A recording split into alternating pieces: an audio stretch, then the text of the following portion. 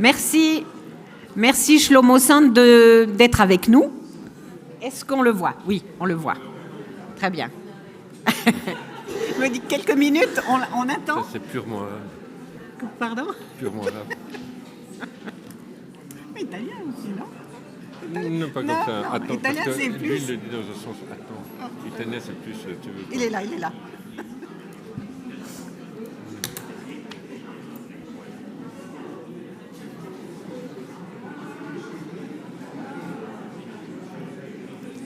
Parfait. Mesdames et messieurs, bonjour à nouveau. Merci d'être restés avec nous après ce débat qui était passionnant. Nous aurons un autre débat tout aussi passionnant avec Philippe Lazzarini. Bonjour, Monsieur Lazzarini. Vous êtes le commissaire général de l'UNRWA, donc l'agence des Nations Unies qui vient en aide aux Palestiniens. Vous êtes né à La Chaux-de-Fonds. Vous avez une double nationalité, suisse et italienne. Vous avez travaillé notamment pour le CICR auparavant, pour les Nations Unies aussi, et vous avez travaillé pratiquement dans tous les territoires où il y a des conflits. Presque. En tous les cas, Bosnie-Herzégovine, Sud-Soudan, vous étiez aussi en Angola, vous étiez au Rwanda, si je ne fais erreur, vous étiez en Jordanie, et évidemment en Palestine, dans les territoires palestiniens. Je vous remercie, Monsieur Shlomo Sand, de rester avec nous. Vous êtes un écrivain israélien, un historien. Votre dernier livre, effectivement, on en a parlé tout à l'heure. Merci beaucoup et je me réjouis beaucoup de ce dialogue entre vous et Philippe Lazzarini autour de l'UNRWA. Donc, merci infiniment d'être resté avec nous. Monsieur Lazzarini, ma première question, elle est la suivante. Donc, on va parler des défis de l'UNRWA, 75 ans, 75 ans après sa création. Comment allez-vous, Monsieur Lazzarini, et comment vont vos équipes sur place? Merci Loïsa, puis aussi merci à Monsieur Shlomo d'accepter en fait de débattre avec moi parce que je suis pas une personnalité très populaire là où vous êtes actuellement, donc j'espère qu'il n'y aura pas d'impact par rapport à ça. Comment je vais? Je dois aller bien, je le dois aux gens pour lesquels je travaille, donc je ne me pose pas trop la question. Comment vont mes équipes? Mes équipes sont toutes dans un mode de pilotage automatique. Elles ne peuvent aussi pas forcément se permettre de se poser la question quant à savoir si elles vont bien ou pas bien, parce que dès que vous posez la question, c'est là que vous commencez de vous effondrer en raison de l'horreur au quotidien, l'enfer au quotidien qu'elles doivent tout simplement gérer. Parlons de ça me fait penser à la dernière fois où j'avais été à Gaza, parce que depuis le mois de janvier, je ne suis plus autorisé à aller à Gaza. J'avais posé exactement cette question en fait à mes équipes sur place, et puis j'avais posé cette question à un responsable de sécurité en disant mais comment est-ce que tu fais pour pouvoir fonctionner au quotidien, dans ces conditions, les conditions étant que nos employés, en fait, partagent exactement le même quotidien que n'importe quelle autre personne à Gaza. Et lui me dit, écoute, j'ai un mur, là, et 4-5 fois par jour, je vais devant le mur, j'éclate en sanglots, personne ne me voit, mais au moins j'ai pu vider mes émotions, parce que je me dois de rester constitué, parce que mes enfants sont toujours en vie. Le jour où ils ne le seront pas, évidemment que peut-être je me laisserai m'effondrer. C'est un peu ce type de sentiment assez fréquent qu'on retrouverait au sein de nos équipes sur place. Quand je dis des équipes, c'est des équipes à Gaza. Pour bien comprendre aussi, l'UNRWA, c'est une agence des Nations Unies, comme vous le savez, qui s'occupe uniquement des réfugiés palestiniens au Liban, en Syrie, en Jordanie, en Cisjordanie, Jérusalem-Est et à Gaza. Nous avons 33 000 employés. Nous, en fait, délivrons des services dits gouvernementaux, des services publics à la population des réfugiés palestiniens qui se trouvent dans les camps, dans ces 5 zones opérationnelles. Et ces services publics que l'on offre, c'est l'éducation primaire et secondaire et la santé primaire. Et ce qui signifie que plus de 60% de nos employés sont, par exemple, des instituteurs. Nous avons dans nos écoles, à travers la région, 600 000 filles et garçons qui sont dans nos écoles. Et puis lorsqu'il s'agit de santé primaire, nous avons plus de 2 millions de personnes qui, chaque année, viennent dans nos centres de santé. Alors, les employés de l'UNRWA ont payé un lourd tribut puisque vous avez perdu beaucoup de vos collaborateurs sur le terrain. Combien de personnes avez-vous perdu jusqu'à présent? C'est vraiment une guerre de tous les extrêmes, pour commencer. C'est vrai que l'UNRWA a perdu, nous avons à ce jour 225 employés qui ont été tués depuis le début de la guerre à Gaza, la plupart d'entre eux avec des membres de leur famille. Mais si vous regardez en fait le nombre de personnes qui ont été tuées, plus de 42 000, une grande proportion d'enfants et de femmes, mais ce n'est pas seulement les employés de l'UNRWA qui ont été aussi visés. Regardez les journalistes sur place, environ 130, 140 journalistes ont été tués. Le personnel médical aussi a été cible. Et au-delà des employés qui ont payé de leur vie, nous avons aussi 2 tiers à 3/4 de nos installations qui ont été endommagées ou complètement détruites. Et au quotidien, nous avons en fait des convois qui, malgré la coordination que nous avons sur place, sont aussi l'objet, je dirais, d'incidents. Ce qui me fait dire, et on retourne, on l'a entendu avant, parfois je perds un peu mon français parce que je parle toujours en anglais, donc je suis désolé, mais c'est un manque de respect flagrant des conventions de Genève, du personnel humanitaire et des opérations humanitaires. Et c'en est devenu une véritable routine au point que ce que l'on voit aujourd'hui à Gaza est en train de s'appliquer de la même manière en Cisjordanie et s'applique gentiment de la même manière aussi au Liban. Et la crainte, c'est que si on accepte dans un environnement comme celui-ci, cela devienne la nouvelle norme ailleurs. Alors, des reproches ont été faits à l'UNRWA par le gouvernement israélien, notamment par rapport à certaines personnes qui travaillent pour l'UNRWA qui auraient participé au massacre du 7 octobre. Qu'avez-vous répondu, Monsieur Lazzarini?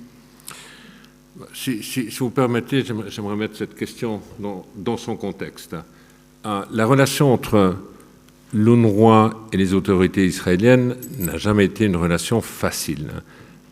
Mais je dirais que jusqu'en 2018, le paradigme était de dire on n'est pas d'accord sur la raison de votre existence, mais comme il n'y a pas d'alternative, on va avoir une relation pragmatique. Ensuite, depuis 2018, c'était l'année où l'administration Trump avait décidé de couper les fonds à l'UNRWA et en appelant d'autres États à en faire de même. Et à partir de ce moment-là, les critiques contre l'agence se sont multipliées, se sont amplifiées et on commençait d'entendre de plus en plus que, en fait, l'UNRWA fait partie du problème et non pas de la solution. Je crois que ça avait été même utilisé ici en Suisse, alors que nous savons tous que le problème, ce n'est pas une agence des Nations Unies, ça équivaudrait à dire le problème d'une guerre qui continue, c'est parce qu'on apporte de l'aide humanitaire. Non, c'est tout simplement en raison de l'absence d'une solution politique. À partir du 7 octobre, tout a changé. Tout a changé. Le mantra de dire « UNRWA, on vous tolère, il n'y a pas d'alternative » a tourné. Et à partir du 7 octobre, c'est devenu quasi un objectif de la guerre d'éliminer l'UNRWA. On entendait très très souvent au début le nombre de politiciens de dire Gaza égale Hamas, on va éliminer Hamas. Puisque Gaza égale Hamas, eh bien tout ce que l'on va faire devra être considéré comme étant proportionnel par rapport à l'objectif de guerre, et puisque l'on va puisque UNRWA égale Hamas, nous allons aussi nous débarrasser de l'UNRWA. Depuis là, il y a eu des campagnes absolument massives, diplomatiques, législatives, en matière de communication aussi, pour essayer de convaincre en fait la communauté internationale de cesser son soutien à l'agence et de trouver une alternance à cette organisation. Maintenant, les révélations qui m'étaient parvenues au mois de janvier, c'était le 18 janvier à Tel Aviv, lorsque j'ai reçu cette allégation comme quoi 12 employés auraient participé au massacre du 7 octobre, évidemment, c'était une allégation extrêmement choquante, pour laquelle j'avais dit, si cela devait s'avérer vrai, ça serait une terrible trahison de ces employés, non seulement vis-à-vis de l'agence, mais vis-à-vis en fait des Palestiniens en général et des réfugiés palestiniens. Cela étant, nous avons à cette époque, j'ai immédiatement séparé ces employés. En accord avec le secrétaire général, on a mis en place une commission d'enquête sur les agissements de ces employés. Et troisièmement, nous avions demandé à l'ancienne ministre des Affaires étrangères française, Catherine Colonna, de revoir en fait tous les systèmes de gestion des risques de l'agence pour savoir si oui ou non il y aurait pu y avoir des défaillances dans notre système interne. Et en fait, ces deux rapports ont été publiés par la suite.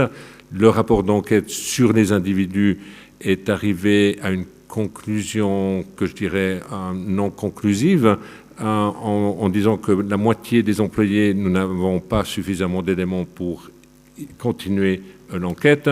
Pour l'autre moitié des employés, si les informations qui nous ont été transmises pouvaient être authentifiées, alors que peut-être que cela pourrait effectivement constituer une présomption qu'ils auraient participé au massacre. Par rapport à ces employés, évidemment, personne n'est revenu, même pour ceux pour lesquels nous n'avions pas plus d'informations disponibles. Et quant aux recommandations de Catherine Colonna, eh bien, vous avez vu, nous les avons adoptées sans exception. Et depuis le premier jour, nous avons mis en place une équipe pour mettre en œuvre les 50 recommandations de ce rapport. Mais la véritable question, parce que la véritable raison des attaques n'a strictement rien à voir avec les questions de neutralité.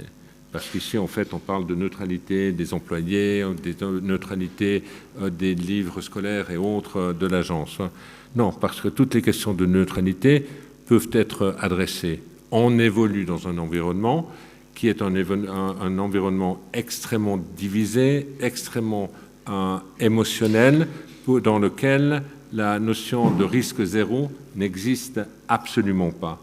Par contre, en tant qu'agence des Nations Unies, ayant conscience de cela, nous allons nous assurer que nous appliquons une politique de tolérance zéro, c'est-à-dire qu'à chaque fois que l'on sera confronté à une situation où il devrait y avoir un manque de respect par rapport à ce qui est attendu de la conduite d'un employé des Nations Unies, eh bien, nous allons prendre des sanctions disciplinaires. La véritable raison derrière ça, elle est de nature politique. Elle nous renvoie en fait aux critiques que l'on entendait déjà en 2017-2018. UNRWA fait partie du problème. Et donc, si on élimine UNRWA, la pensée simple et courte est de dire, si on élimine UNRWA, on va, une fois pour toutes, enlever le statut de réfugié aux Palestiniens. Et s'il n'y a plus de réfugiés palestiniens, nous avons déjà réglé un des problèmes qui devrait être réglé à la fin d'un processus politique, mais aujourd'hui, c'est également considéré comme étant une attaque aux aspirations des Palestiniens à l'autodétermination. On élimine UNRWA, on affaiblit un instrument de la communauté internationale, un instrument du multilatéralisme, et c'était aussi une manière de dire, finalement, nous sommes en désaccord avec ce que la communauté internationale a à offrir pour l'instant, c'est-à-dire la solution des deux États. Alors, merci. Merci, Monsieur Shlomo Sand, de rester avec nous et d'avoir accepté de dialoguer avec Philippe Lazzarini. Ma question est la suivante. Comment est-ce que Israël, non seulement le gouvernement israélien, mais aussi la société israélienne considère UNRWA? Et avec les propagandes d'exécution en Israël, UNRWA représente tout le mal palestinien pour beaucoup des Israéliens, parce qu'il confirme l'existence des réfugiés. Vous savez, Israël veut oublier qu'il y a des réfugiés palestiniens. Et UNRWA, c'est une institution qui confirme l'existence des problèmes de réfugiés. Donc, en Israël, il y a toujours une attitude, même parfois des gens de gauche sionistes qui critiquent UNRWA, qui fréquentent UNRWA. J'ai toujours été étonné, parce que si UNRWA a existé, je crois que ça aurait coûté beaucoup plus, surtout à partir de 1967, ça aurait coûté beaucoup plus aux Israéliens de tenir les écoles, les jardins des enfants, etc., qui sont, tenus par UNRWA. Je n'ai jamais compris. Même aujourd'hui, c'est-à-dire les dernières années, les attaques de presque tous les moyens de communication israéliens contre UNRWA, à cause de certaines participations de membres de UNRWA dans l'attaque brutale du 7 octobre, a fait que UNRWA est devenu le mal absolu. C'est incroyable. Et je n'ai jamais compris les non-logiques d'Israël. Mais il y a derrière cette non-logique une logique. Parce que UNRWA confirme qu'il y a des réfugiés. Israël peut oublier qu'il y a des réfugiés. Vous savez, rayer ça de la mémoire collective israélienne qu'il y a des réfugiés. Et UNRWA, c'est une institution qui confirme qu'il y a des réfugiés.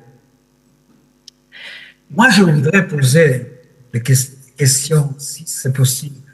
Bien sûr. Parce que je parlais auparavant, et ça m'occupe beaucoup à partir du 7 octobre, les sentiments profonds de retour, des droits de retour.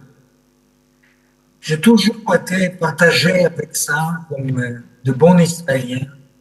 Je dis qu'on peut régler ça avec récompensation et beaucoup d'autres choses.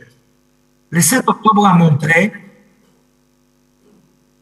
que les questions de réfugiés est derrière la haine contre Israël est peut-être le facteur le plus important. Et je voulais poser des questions. À quel degré les sentiments de retour, des droits de retour, même partiels en Israël, jouent un rôle dans la conscience nationale palestinienne? Parce qu'aujourd'hui, moi, j'ai fait une autocritique. Avant 7 octobre, ma pensée était qu'on peut régler ça avec certains compromis faciles. La question de retour des Palestiniens des 48. Aujourd'hui, je sais, et j'ai expliqué auparavant, que la plupart des leaders de Hamas sont des enfants de réfugiés. Tous sont des enfants de réfugiés. Et Cheikh Yassine, lui-même, les réfugiés étaient. Donc, je suis arrivé à penser que les questions de réfugiés est le centre de le conflit et on ne peut pas éviter ça. C'est vrai qu'UNRWA garde dans une structure institutionnelle à cette existence des réfugiés. Et la question que je pose, à quel degré le droit de retour est fort dans la conscience des Palestiniens après? Philippe Lazzarini. Merci. Merci. C'est pas clair? C'est pas clair? Non, j'imagine que c'est clair. La réponse ne sera peut-être pas claire, mais la question est claire. Il n'y a aucun doute par rapport à ça. Non, ça m'écrit beaucoup. Hein. Et Écoutez, on se pose toujours cette même question, notamment dans les pays limitrophes, au Liban, en Syrie et autres, où il y a une culture dans le narratif qui est transmis de ce droit au retour. Et d'ailleurs, vous avez toujours ce symbole du Palestinien avec une clé. Et donc ça s'est maintenu, c'est enseigné, ça passe d'une génération à l'autre. Maintenant, et ça c'est, je dirais, la surface, le narratif. Maintenant, si on pose d'autres types de questions sur, mais est-ce que véritablement tu t'imagines, un jeune, de retourner dans un village qui aujourd'hui très certainement n'existe plus, la personne répondra certainement en disant non, évidemment. Je parle du droit du retour parce que tout le monde en parle, c'est ce qui est attendu comme propos, mais en réalité, un jeune Palestinien dans un camp de réfugiés aujourd'hui rêve d'aller en Europe, rêve d'aller aux États-Unis, rêve d'aller au Canada, rêve d'avoir une éducation, mais pas forcément de retourner dans son village d'origine. Donc, c'est extrêmement difficile à saisir. J'imagine que la proximité de Gaza et des exemples que vous aviez donnés avant fera que ce sentiment puisse différer avec le réfugié palestinien au Liban. Mais cela dit, même lorsque vous allez à Gaza bien avant le 7 octobre, mais après chacune de ces guerres qui ont eu lieu depuis 2007, il y a quand même eu cinq cycles de guerre qui ont touché Gaza, à chaque fois les gens disent « j'aspire à une vie normale ». J'aspire à une vie où j'ai accès à l'éducation, que mes enfants puissent avoir un revenu et que l'on puisse voyager, que l'on puisse aussi sortir. Parce que Gaza, comme on le sait, depuis 2005-2007, était devenu un peu cette grande prison à ciel ouvert. Personnellement, j'avais été à Gaza la toute première fois en 1990, pendant la première intifada, au moment du processus de Madrid. À cette époque-là, malgré la violence de la présence de l'occupation au quotidien et de l'armée dans la bande de Gaza, il y avait, comment dire, une lutte positive, je ne veux pas dire joyeuse, mais positive. On se bat pour un meilleur jour. Dans chacune des familles à Gaza, vous aviez quelqu'un qui parle hébreu. Et les Israéliens parlaient beaucoup plus l'arabe à l'époque qu'ils ne le parlent aujourd'hui. Les gens se connaissaient. Aujourd'hui, ils ne se connaissent plus du tout. Et je dis ça aussi parce qu'il y avait toutes ces questions qui étaient venues sur les processus de déhumanisation, d'humanisation et autres. Et je pense que la séparation qui s'est faite entre les Palestiniens et les Israéliens au cours de ces 3 dernières décennies a contribué à déhumaniser en fait la relation entre ces deux voisins. Et c'est aussi une des raisons pour lesquelles les guerres auxquelles on a assisté au cours particulièrement au cours de cette dernière année, a rendu l'intolérable tolérable. Si je comprends bien, et ça c'est une question que je vous retournerai, on ne se pose pas trop la question en Israël sur les dégâts humains au sein de la société à Gaza. On parle de 42 000 morts, on parle du quotidien et de l'enfer au quotidien des enfants, on parle d'une faim qui est en train de se répandre et qui en fait a été créée artificiellement par Israël. On a parlé de plusieurs cas qui ont été apportés à la Cour de justice internationale. J'ai l'impression, depuis là où je suis, que tous ces événements n'ont pas forcément poussé la société israélienne à se poser des questions. Alors, évidemment, il y a ce traumatisme du 7 octobre. Il est profond, on doit le comprendre, parce que si on le minimise, on ne comprendra non plus pas ce qui est en train de se passer en Israël. Et là, peut-être, je crois que vous aviez parlé d'empathie dans votre question avant, Moi, j'ai écrit à plusieurs reprises. Le problème, c'est le manque d'empathie mutuelle. Il y a une incapacité au sein de la société israélienne de comprendre la brutalité de l'occupation et de la brutalité de la guerre à Gaza. Il y a une incapacité, je ne vais pas demander aux gens de Gaza de comprendre ce qui s'est passé, mais au-delà de Gaza, dans le monde arabe, il y a une difficulté de comprendre ce qui s'est véritablement produit dans l'espace israélien. Et cette incapacité à ressentir la souffrance de l'autre, quelle qu'elle soit, rend les choses beaucoup plus difficiles et évidemment contribue en fait à cette déhumanisation. Et pour moi, la question est de savoir, est-ce que vous pensez que Israël est sur le point de sortir de cette logique de vengeance brute, raw emotion, parce qu'au fait, la guerre, en tout cas au début, et là je rappelle, excusez-moi, je ne suis pas trop structuré non plus à l'instant, mais au début de la guerre, ce qui m'avait choqué, c'était le nombre de chefs d'État ou de ministres des Affaires étrangères qui sont venus dans la région. Ils sont venus pour exprimer leur solidarité à Israël, et ils avaient raison de le faire, mais ils avaient oublié au même moment d'appeler Israël à respecter le droit humanitaire international. Ça leur a pris 3 semaines, 2 à 3 semaines, pour finalement inclure cet appel et de rappeler que les guerres ont des lois, parce qu'ils n'ont pas réussi à le faire dès le départ. Et ça a posé un problème dans la région, où il y a eu un sentiment profond que, en fait, le Nord, l'Europe, les États-Unis, vont appliquer à géométrie variable le droit humanitaire international, et ça a donné ce sentiment très très profond que certaines vies valent plus que d'autres. Et là, le roi Abdallah, lors de la première conférence au Caire, 2 semaines après le début de la guerre, était le seul chef d'État arabe qui a parlé en anglais, parce que son message était destiné à la communauté internationale, et c'était uniquement par rapport à ça. Attention, le double standard, la géométrie variable va alimenter la polarisation dans cette partie du monde.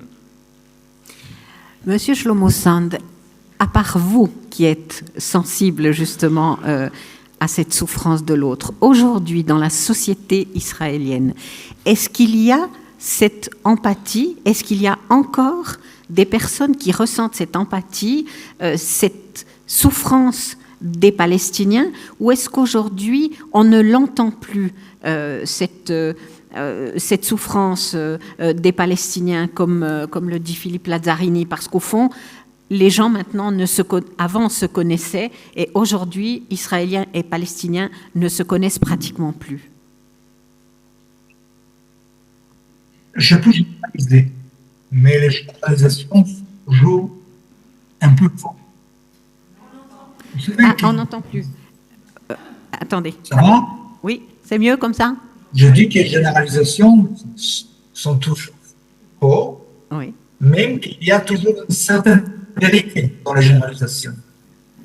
Vous savez, Gaza, par exemple, si je peux me permettre de raconter, j'étais 2 fois à Gaza. Une fois, c'était la guerre de 73, je suis retourné de Sinaï, j'ai passé par Gaza, en retour vers Tel Aviv. D'ailleurs, j'étais surprise dans cette visite que beaucoup de quartiers de Gaza se rassemblent à Jaffa, où j'ai grandi. À ce moment-là, je n'ai pas pensé que c'est les mêmes personnes qui ont battu à Gaza, ce quartier. Deuxième fois, j'étais déjà professeur à l'université de Tel Aviv, mais j'étais invité par Abed El-Shafi. Je crois qu'il s'appelait Abed El-Shafi, qui était le maire de Gaza. Il a invité plusieurs professeurs pour avoir, comment dire, un échange. Il m'a impressionné cette personne de façon incroyable. C'était un homme brillant. Je le préférais à Arafat parce qu'il était beaucoup plus honnête, Abed El-Shafi. Et voilà, aujourd'hui, personne ne va pas m'inviter à Gaza. Pas seulement parce que Gaza est complètement écrasé par Israël, mais aussi je ne crois pas que Sinois et son frère vont m'inviter. Donc on se trouve aujourd'hui à une situation que les Palestiniens ne sont pas plus proches de reconnaître l'existence israélienne, et pire encore, que la plupart des Israéliens, la plupart, pas tout le monde, sont pleins de haine. D'ailleurs, une des choses qui m'a surprise le 7 octobre était, quelques jours après, j'ai perdu des ailes, parce qu'immédiatement, ils ont comparé le 7 octobre au Shoah. Autour de moi, des assistants ont dit « Oh, c'est le deuxième Shoah ». Mais j'ai dit « Excusez-moi, ça me rappelle Sabra et Shatila ». Sabra et Shatila était un massacre des phalanges. D'un point de vue numérique, c'est-à-dire des gens tués. Et le 7 octobre ressemble beaucoup à Sabra et Shatila. Mais je dis pas Shoah. Et ça devient la question. Si ce Shoah, c'est des nazis. Beaucoup des Israéliens considèrent aujourd'hui, pas seulement Hamas, considèrent la plupart des Palestiniens comme nazis, qu'il faut les liquider. Donc, par exemple, les tueries dans le Cisjordanie, je ne parle pas à Gaza, mais Cisjordanie, il y a une tuerie quotidienne. Chaque jour, un jeune Palestinien à Hebron, à Ramallah, sont tués. Je n'ai pas découvert autour de moi aucun sentiment de solidarité. Il y a, mais c'est très minoritaire. Vous savez, dans les guerres, toutes les guerres, les gens deviennent cons. Ça, c'est connu, non? Surtout ceux qui ont passé une guerre. Ça me rappelle toujours le livre merveilleux de Joseph Heller. Je ne sais pas comment ça s'appelle en français. Vous savez, Joseph Heller, à propos de la Deuxième Guerre mondiale, même dans la Deuxième Guerre mondiale, il a montré combien de gens viennent bêtes dans la guerre. Donc l'ambiance en Israël aujourd'hui était donc, mais pas optimiste. C'est la première fois, parallèlement à cette, si vous voulez, volonté de tuerie, il y a un pessimisme nouveau que je n'ai pas connu auparavant. Parce que la guerre dure un an, les Israéliens sentent que ce n'est pas comme les autres guerres. C'est-à-dire aussi il n'y a pas de but politique précis dans cette guerre. C'est la première fois que c'est clair qu'il n'y a pas, Israël n'a pas de but politique dans cette guerre. Et pas seulement ça. Le fait qu'il n'y a pas un but politique et il y a un non-gaulois et un refus de cesser le feu à Gaza, plus en plus de kidnappés sont en train de disparaître. Ça, c'est le mot. Je dis ça auparavant. Donc, revenir sur la question qui vous intéresse beaucoup. Non, l'ambiance en Israël n'est pas devenue comme, par exemple, l'ambiance aux États-Unis durant la guerre du Vietnam, ou l'ambiance en France à la fin de la guerre d'Indochine. Nous sommes toujours encore dans, comment dire, dans une situation dangereuse. Parce que, j'insiste, parce que je n'accepte pas les terminologies qui appellent les massacres et les crimes en Gaza. Je n'appelle pas ça génocide. Vous savez, il y a une tendance, ce n'est pas, ça peut devenir. Et pas seulement ça, ça peut devenir, il y a des gens qui désirent ça. Mais l'ambiance générale est une volonté, un désir de transférer, de transférer. Comme il n'y a pas une solution politique, transférer, c'est-à-dire le problème est qu'il n'y a pas aucun pays qui vont accepter ça. Sauf que personne n'est vraiment. Je n'entends pas. Est-ce que le technicien peut venir nous aider parce qu'on a un petit peu un problème avec le son. Mais je reprends un mot que vous avez utilisé, Monsieur Shlomo Sand, c'est le mot « transférer les Palestiniens ». D'où où est-ce qu'on peut les transférer, les Palestiniens? Parce qu'on voit la situation, on voit les destructions aujourd'hui, pas seulement à Gaza, mais dans d'autres endroits. Monsieur Lazzarini, est-ce que vous voulez bien peut-être réagir à ce mot transférer? Est-ce que vous le ressentez quand vous êtes sur place ou quand vous parlez avec vos équipes?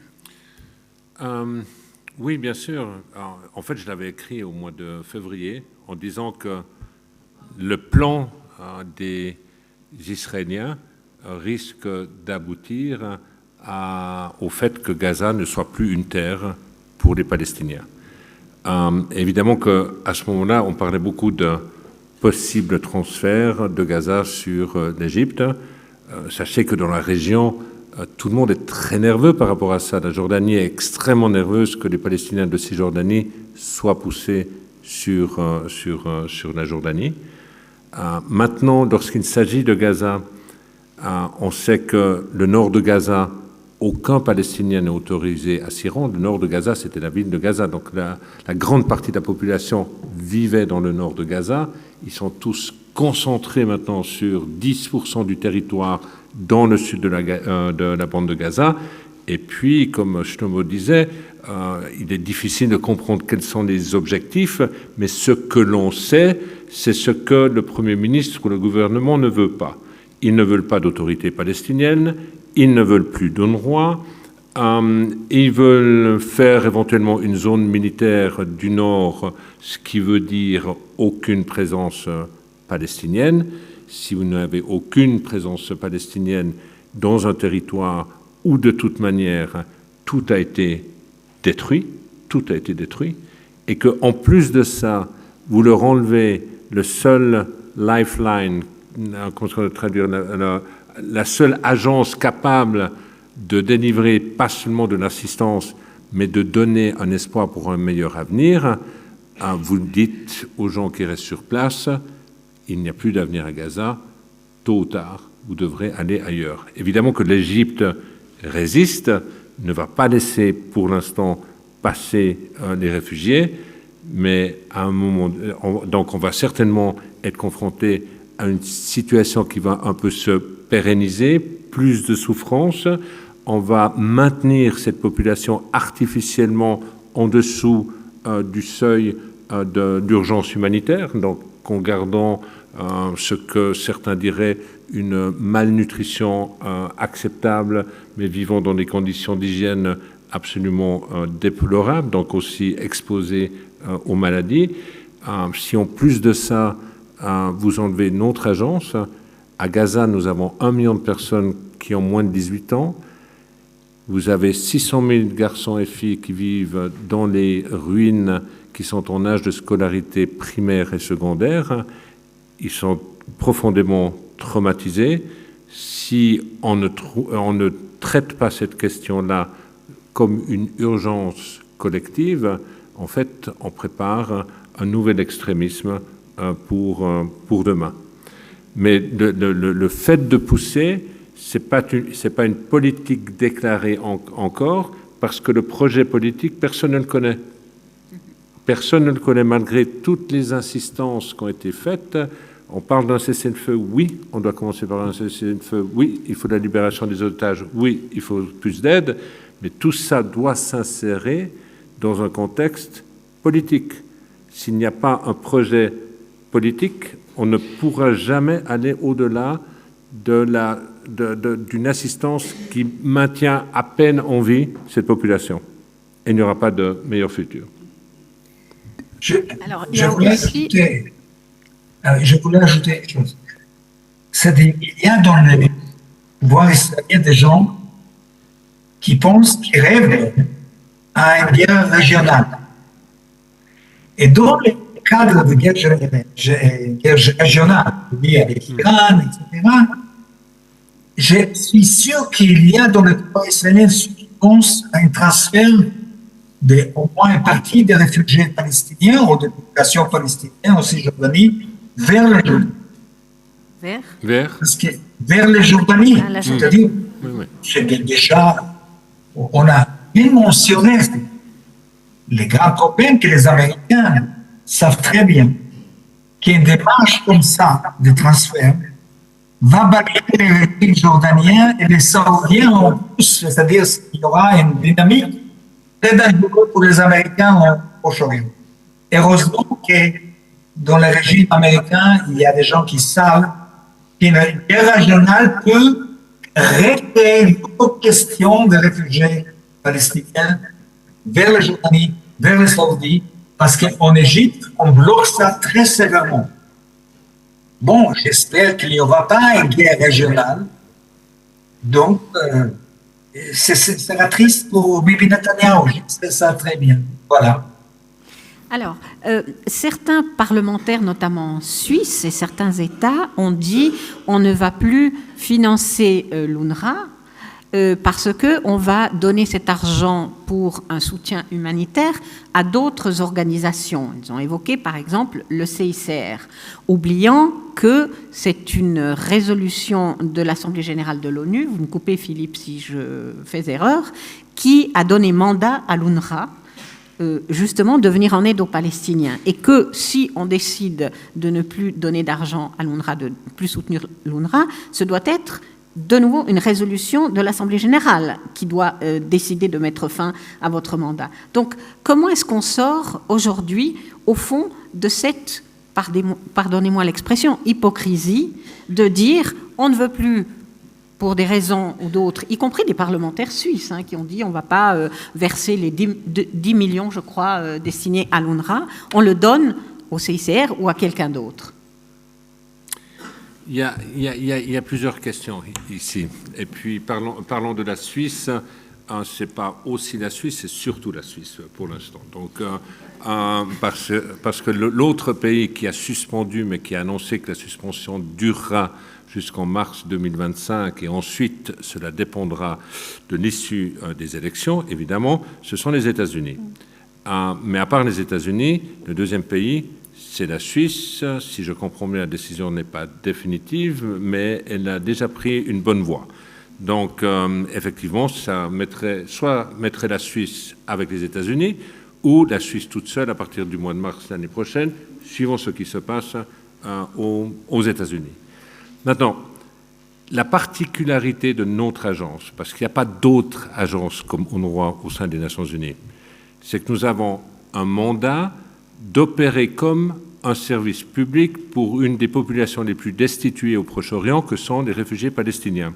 Certains disent, au moment où Israël a été créé, donc les Juifs ont eu l'État d'Israël, les Palestiniens ont eu UNRWA. Et ils ont eu UNRWA jusqu'au jour où on trouve pour les Palestiniens une solution politique, comment on dit, fair, juste, voilà, juste et durable. Voilà, durable et juste en français. On est 75 ans plus tard, on est une organisation temporaire, on est une organisation temporaire qui a duré. Maintenant, avant le 7 octobre, je voulais initier une discussion entre les États membres et leur poser la question, parce qu'en fait, on était devenu un peu un proxy du manque d'attention de la communauté internationale vis-à-vis du conflit israélo-palestinien. Moins d'attention, moins d'argent. Si on a moins d'argent et on n'a pas les instruments fiscaux d'un gouvernement, mais on nous demande d'agir comme un gouvernement, ça pose des problèmes. Donc, à un moment donné, posons la question aux États membres, qu'est-ce que vous voulez? Alors, si après 75 ans, vous n'êtes pas prêt à continuer de contribuer autant que ce que vous nous demandez de faire, qu'est-ce qu'il en sera après 100 ans si après 100 ans, il n'y a pas de solution politique? Est-ce qu'on peut se projeter dans l'avenir pour essayer de voir qu'est-ce que collectivement on pourrait faire? Le problème, c'est que ce genre de discussions sont extrêmement difficiles parce que ça reviendrait à reconnaître et à accepter que la solution des deux États est morte. Tout le monde sait qu'elle est maintenue artificiellement en vie, mais personne ne veut être vu participant à ce type de discussion, ce qui évidemment a mis un peu l'agence dans un limbo. Maintenant, revenons en Suisse. Évidemment que je me suis prononcé beaucoup plus en tant que citoyen suisse qu'en tant que commissaire général, parce que généralement je ne commente pas les décisions internes de Parlement, même que je passe la plupart de mon temps dans les parlements par les temps qui courent.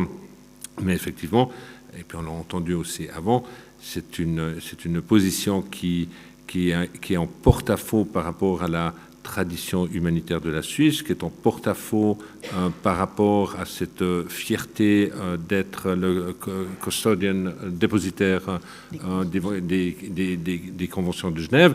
Et c'est d'autant plus incompréhensible qu'on sait parfaitement qu'il n'y a pas d'alternative à l'agence. Il n'y a aucune agence, à part un État, qui puisse enseigner l'éducation primaire et secondaire à 600 000 enfants à travers la région. C'est pas possible. C'est qu'un ministère de l'Éducation, c'est qu'un État ou une administration qui fonctionne. Les Nations Unies n'ont pas cet instrument. Le CICR, jusqu'à nouvel avis, ne fait pas d'éducation non plus. Et les deux principales activités de notre agence, qui sont des activités de développement humain, qui sont des activités qui se focalisent principalement sur l'éducation et la santé primaire, vous n'avez pas d'ONG. Donc, la seule solution durable, la seule alternative, c'est un État ou une administration. Maintenant, évidemment, l'État, ça ne va pas être Israël, si c'est en occupation militaire à Gaza. Et là, à nouveau, relativement peu d'alternatives à la solution politique. Parfois, et ça c'est un message que je passe aux États membres dans les discussions post-cessez-le-feu, s'il devait y en avoir un, c'est de dire, vous pouvez nous protéger la fonction et le mandat de l'agence en nous permettant de retrouver notre caractère temporaire, et nous allons vous aider à faire de toute transition un succès en faisant notre priorité de remettre ces centaines de milliers d'enfants dans un système éducatif. Alors, comment est-ce que vous expliquez la position de la Suisse par rapport à l'UNRWA? Vous êtes le Suisse, je crois, qui a le grade le plus élevé dans le système onusien. Et paradoxalement, la Suisse, votre pays, ne vous soutient pas complètement. Est-ce que vous en avez parlé avec, par exemple, le ministre des Affaires étrangères ou des parlementaires suisses? Comment est-ce que vous expliquez cela? Écoutez, premièrement, il faut poser cette question à ces parlementaires. En ce qui me concerne et l'agence, nous avons de très forts soutiens d'autres États membres. Donc, si on ne l'a pas forcément dans le pays d'où on vient, on peut le trouver dans d'autres pays. Et donc, on s'appuie là-dessus.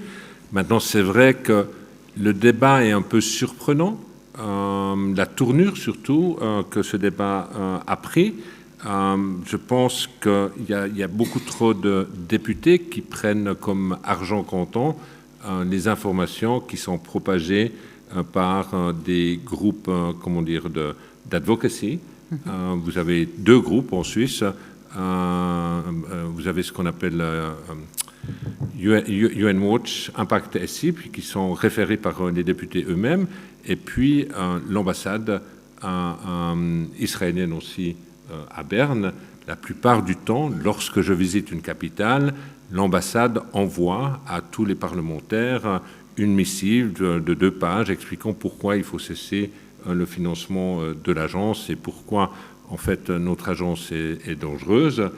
Donc ça fait partie, en fait, des différentes campagnes en cours. Il semblerait que ça ait plus d'impact auprès de nos parlementaires ici qu'ailleurs. Alors, est-ce que ça veut dire que vous devez être encore plus proactif, vous-même, Philippe Lazzarini, auprès de parlementaires? Je crois que dernièrement, il y a eu une rencontre entre des parlementaires et l'ancien président de la Knesset, Avraham Burg, qui était aussi, je crois, l'ancien président de l'Agence juive mondiale, qui était venu à Berne parler, s'exprimer auprès de parlementaires pour essayer d'expliquer pourquoi il était important de continuer de soutenir l'UNRWA.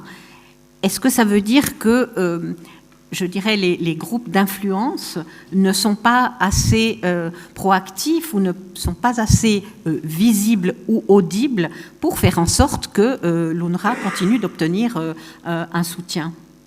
Bon, tout d'abord, l'agence que je dirige n'a pas de présence officielle en Suisse. Deuxièmement, dans notre structure, nous n'avons que 200 internationaux pour 33 000 employés. Donc, généralement, si vous voulez faire du travail avec des parlements, il vous faut être beaucoup plus présent. On a un bureau à Bruxelles qui travaille principalement avec le Parlement à Bruxelles, plus 2-3 autres pays en Europe. Effectivement, la Suisse, on va devoir y apporter une certaine attention. Maintenant, peut-être deux choses. La première, je suis surpris que le président de la Knesset demande à l'ancien, d'accord. Parce que un ancien président de la Knesset. Pas un ancien, d'accord, très bien. Parce que nous sommes, évidemment, le 7 octobre, il va y avoir un certain nombre de commémorations et très certainement, le Parlement, la Knesset, va adopter des lois pour donner instruction au gouvernement israélien de cesser toute coopération avec UNRWA pour la levée des immunités et privilèges. Et certains en appellent aussi à ce qu'ils labellisent l'organisation une organisation terroriste. Alors, j'ai attiré l'attention, évidemment, des membres de l'Assemblée générale. On a une conférence à New York pendant l'Assemblée générale et je leur disais, en fait, où va-t-on ? Nous sommes confrontés à une situation où un État membre des Nations Unies décide de labelliser une agence des Nations Unies qui reçoit le mandat de l'Assemblée générale, c'est-à-dire de l'entièreté de la communauté internationale, comme une organisation terroriste. Et là, il faut pas faire d'erreur.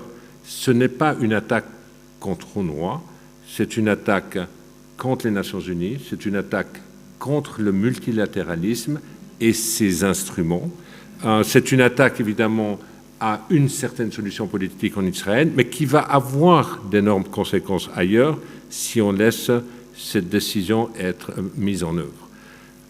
On a une centaine de conflits à travers le monde. Généralement, si vous êtes dans un environnement oppressif et que vous voulez vous séparer d'une agence ou de personnes qui n'adoptent pas forcément la ligne du parti ou du pays dans lequel vous vous trouvez, eh bien, généralement, la tendance aujourd'hui, c'est de dire vous êtes un terroriste ou l'organisation est terroriste. Et puis ça, malheureusement, c'est trop souvent accepté. Donc, mais là, par contre, dans les jours à venir, c'est un développement que nous prenons très au sérieux. Nous allons reprendre cette question à l'Assemblée générale, au Conseil de sécurité, mais il faut qu'on se rende compte que si on laisse ce type d'initiative passer, ça veut dire que tous nos instruments de référence post-Deuxième Guerre mondiale ne deviennent plus relevants. Alors, avant de poser la question à Shlomo Sand pour savoir... Ça, la Suisse et les parlementaires devraient remontrer leur fierté à cette Suisse qui a toujours été derrière ces instruments de droit international, humanitaire international. Alors justement, avant de passer la parole à Shlomo Sand pour voir si cette possibilité, elle est ou pas plausible, et je vois que René Pierre s'approche de plus en plus, donc j'ai juste une toute petite question. Est-ce que vous avez été contacté ou est-ce que vous vous êtes exprimé auprès de l'Union interparlementaire, qui est l'Organisation mondiale des parlements basée à Genève? Est-ce que vous avez des contacts avec l'UIP? Est-ce que vous en avez parlé? Oui, nous avons des contacts avec l'UIP. Nous sommes régulièrement invités à nous rendre à certains événements parlementaires. Nous sommes aussi en contact avec le groupe parlementaire des pays de la Méditerranée. Donc, actuellement, en fait, quand on parle du financement de l'agence, je regarde toujours avec anxiété les résultats d'élections dans les pays contributeurs. Suivant le résultat des élections, nous savons si l'aide va augmenter, si l'aide va être maintenue ou si l'aide va être supprimée.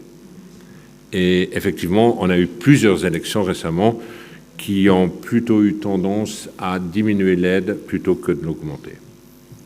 Alors, avant de passer la parole à Shlomo Sand, encore une toute dernière question. Le mois d'octobre sera très important pour l'UNRWA. Donc, il y a peut-être cette décision, cette loi qui est passée à la Knesset.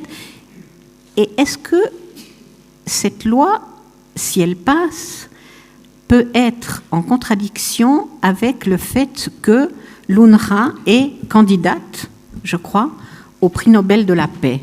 Est-ce qu'il peut y avoir une cause à effet? Non, j'espère pas, je ne pense pas, premièrement. Par contre, si une telle décision devait être prise, elle serait en totale contradiction avec la décision de la Cour de justice internationale qui a déclaré l'occupation illégale, qui demande à Israël de se retirer. Évidemment, elle ne devrait pas pouvoir prendre des décisions aussi souveraines parce que, en réalité, nous sommes invités par le PLO qui représente l'État palestinien. Merci. Shlomo Sand, je me tourne vers vous. Est-ce que cette décision de la Knesset est-ce que cette idée de, au fond, considérer l'UNRWA, de faire passer une loi pour considérer l'UNRWA comme une organisation terroriste, est-ce qu'elle a une possibilité d'aboutir, cette résolution, à la Knesset aujourd'hui? Difficile à savoir, parce que ça dépend aussi du développement de la guerre qui est maintenant. Et si se généralise avec une guerre de confrontation avec l'Iran. Et si on arrive là, n'importe quoi peut arriver dans le pouvoir israélien. C'est-à-dire, on se rend fou durant cette guerre. Donc, j'espère qu'on va arriver là-bas, mais une guerre régionale, dans ce processus de guerre régionale, j'espère bien que ce n'est pas se produire. Je crois qu'Israël va interdire à toute activité de l'UNRWA dans cette condition-là, il n'y a pas de doute. J'ai une question à poser. C'est-à-dire qui me tracasse dernièrement, je suis en train de travailler sur quelque chose. Vous savez que, bon, la décision a été décidée après la guerre de 48, mais j'ai vu que la décision de 194 sur le droit de retour, je ne sais pas, c'est-à-dire c'était à la fin de 48, l'ONU a voté une décision sur le droit de retour. Est-ce que vous connaissez ça? Les choses qui m'ont étonné, que la plupart des pays, la majorité des pays occidentaux ont voté pour le droit de retour. C'est, je crois, décembre, dans la décision 194. Et parallèlement, tous les régimes staliniens, soviétiques, je ne sais pas comment vous allez l'appeler, ont voté contre le droit de retour. Est-ce que vous savez ça? Staline a décidé, à cette époque, s'opposer aux Palestiniens, aux Arabes qui vont devenir Palestiniens, à mon avis, peu importe, et l'Union soviétique vote contre. Les États-Unis, la France. D'ailleurs, je ne sais pas quel était le vote de la Suisse, à cette époque, à propos du droit de retour. Je ne sais pas si Mme Calmiret le sait. La Suisse n'était pas membre de l'Assemblée générale à ce moment-là. D'accord. La Suisse a disparu.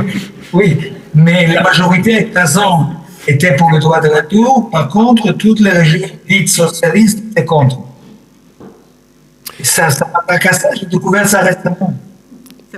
Écoutez, la réponse courte, je ne sais pas qui a voté quoi. Effectivement, le droit du retour se trouve dans la résolution 194 de l'Assemblée générale, alors que la création d'UNRWA, c'est la résolution 302. Je dis ceci parce que souvent on pense que si on élimine UNRWA, eh bien le droit au retour est éliminé. Non, ce sont deux résolutions complètement différentes. Le droit au retour, c'est une résolution qui avait été adoptée bien avant la création d'UNRWA. Et il y a toujours cette confusion que si on arrête les services, on n'a plus de réfugiés. Non, le statut va continuer, que l'on donne les services ou pas. Et donc, on n'aura pas réglé cette question politique, mais je vais suivre et vous ferai savoir sur qui a voté pour ou contre. C'est quand même... il y avait peu d'États membres à l'époque, parce qu'il n'y avait aucun des États, pré-coloniaux et autres qui ont dû voter. Mais ça m'intrigue, effectivement. Mais je crois que vous le trouvez dans le livre de Shlomo Sand. Je crois que dans votre livre, vous donnez effectivement les pays qui ont voté pour, contre et qui se sont abstenus, si je ne m'abuse. Oui. Dans votre livre. C'est-à-dire, ça m'a troublé. C'est troublé en arrivant à ça. Et ça m'a troublé beaucoup. Bon, de toute façon, je n'ai pas découvert. Oui, la Suisse n'a pas existé à l'ONU, heureusement. La Suisse existait, mais pas à l'ONU. Voilà. Alors, René Pierre est en train de passer le micro. Restez avec nous, Shlomo Sand, parce qu'il y a quelques questions du public, si vous voulez bien. La précision de l'historien. Le rédacteur de la résolution 194-3, c'est Foster Dulles, c'est-à-dire le représentant républicain dans la commission américaine de 1948, et ensuite futur secrétaire d'État d'Eisenhower. Et c'est un projet américain. C'est qui explique pourquoi les pays de l'Est... Pourquoi les Russes n'ont pas... Voilà. Et les pays arabes n'étaient pas d'accord. D'accord.